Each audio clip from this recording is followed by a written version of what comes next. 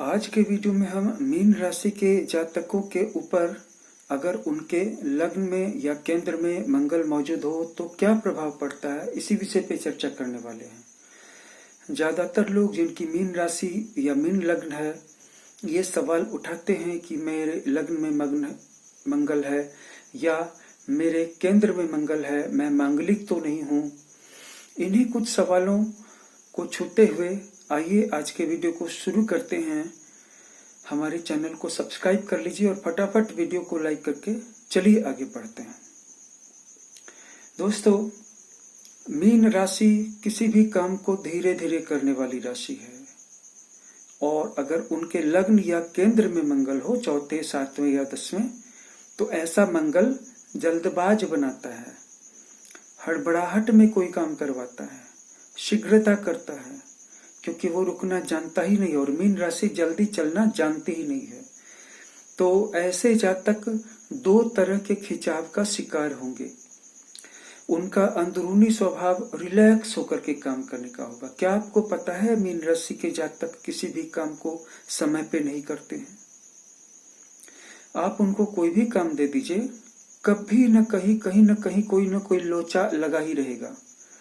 शाम को काम करेंगे, सोचेंगे अभी क्या है, अभी तो फिर रात भर का समय बाकी है, देर रात को कर लेते हैं। फिर देर रात को हो जाएगी, अच्छा 4 घंटे में सुबह हो जाएगी, मैं सुबह उठ करके कर लूंगा।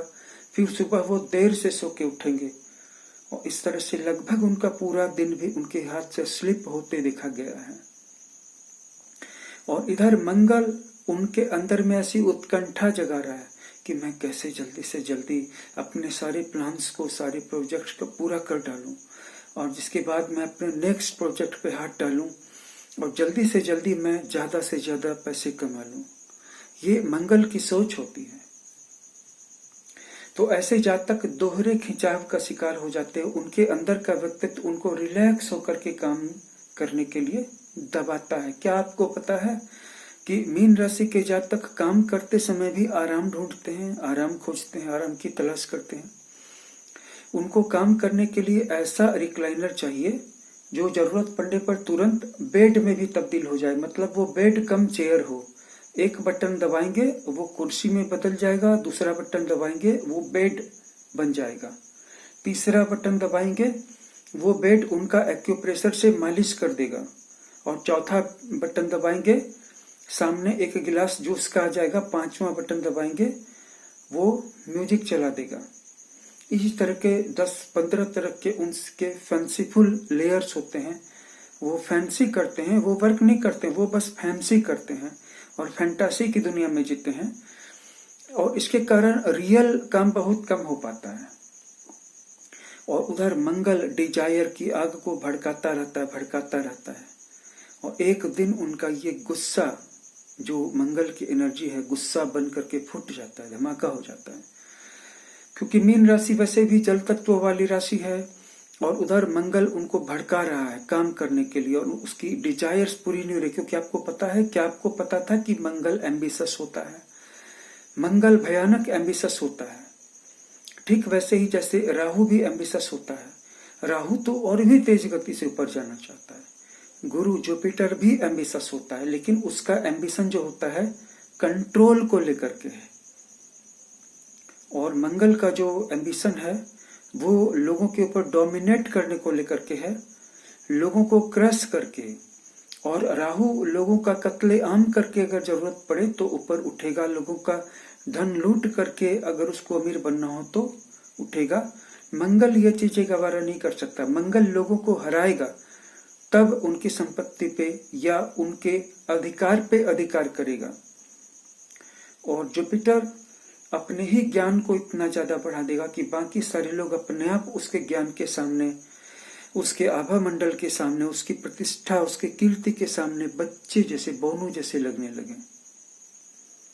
तो मंगल जो है जल्दबाज बनाएगा और एक दिन मीन राशि के व्यक्तित्व में उस विस्फोट को हम सब परसीव करेंगे और उस विस्फोट का सबसे पहला शिकार होगा जातक का जीवन साथी। अगर जातक एक मेल है, पुरुष है, तो उसका गुस्सा उसकी पत्नी पे उतरेगा और आमतौर पर वो यही कहेगा कि मैं जो इतना पीछे रह गया, ग्रो नहीं कर पाया, इसकी एकमात्र वजह मेरी पत्नी है। ये मेरी मदद ही नहीं करती है, ये मेरे लाइफ स्टाइल को कॉम्प्रोमाइज कर देती है, ये बिल्कुल डोल्ट है, ये बिल्कुल इडियट है, ये मेरे लायक बनी ही नहीं है। इस तरह का के आरोप लगा करके एक तरफा वो जो है पत्नी को अपने आप से दूर कर लेगा।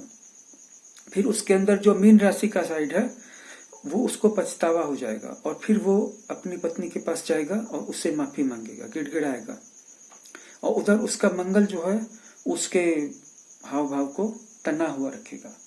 तो उसकी पत्नी उसका यकीन नहीं करेगी, क्योंकि वो बोल कुछ रहा है और अंदर में उसका ईगो साफ साफ झलक रहा है। तो इस तरह से आपने देखा कि मीन राशि के जातकों के लग्न में खास करके मंगल या केंद्र में उनके व्यक्तित्व को डायरेक्टली नेगेटिवली अफेक्ट करता है। या तो वो पूरी तरह से मीन राशि जैसा बन जाए या पूरी तरह से मंगल जैसा बन जाए। मेष राशि के जो जातक होते हैं उनके लग्न में मंगल हो तो वो चलेगा, वृश्चिक राशि के लग्न में या केंद्र में मंगल हो तो चलेगा, क्योंकि लोग उनके बारे में जान रहे हैं। लेकिन मीन राशि के बारे में सबको पता है कि ये इसका ओरिजिनल नेचर नहीं है, इसलिए वो जब जब उग्र और आक्रामक होंगे लोग उनका प्रतिरोध करेंगे, लोग प्रोटेस्ट करेंगे और लोग रिप्लाई देंगे। क्या आपके भी लग्न में मंगल है? क्या आपका भी मीन लग्न या मीन राशि है? क्या आपके भी केंद्र में मंगल है? क्या आप अपनी जन्म कुंडली की एनालिसिस करवाना चाहते हैं?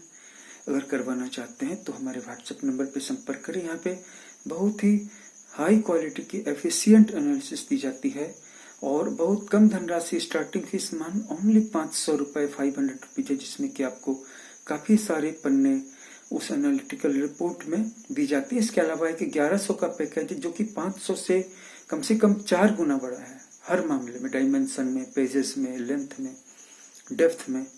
और जो 2100 वाला पैकेज है उसमें आपको हस्तरेखा और जेमस्टोन के प्रिस्क्रिप्शन ये फ्री इंक्लूडेड है। और जब भी आप हमारे पास कोई जन्म कुंडली बनवाते हैं या जन्म कुंडली पहले से बनी है उसकी एनालिसिस लिखवाते हैं तो आपको काफी ज्यादा दिनों तक असिस्टेंस मिलता है फोन कॉल के द्वारा, अर्थात आप फोन कॉल करके हमसे असिस्टेंस ले सकते हैं। कोई डाउट हो, कोई बात नहीं समझ में आ रही हो, जन्म कुंडली के एनालिसिस की बात नहीं समझ में आ रही हो, तो उसको आप हमसे 2 बार नहीं 10 बार पूछ सकते हैं। धन्यवाद।